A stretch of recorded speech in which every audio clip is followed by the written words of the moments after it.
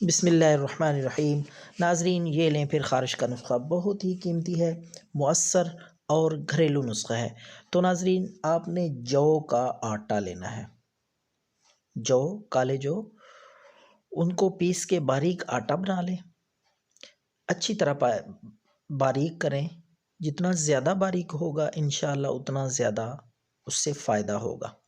तो उसको आपने एक कप एक कप दूध ले लें।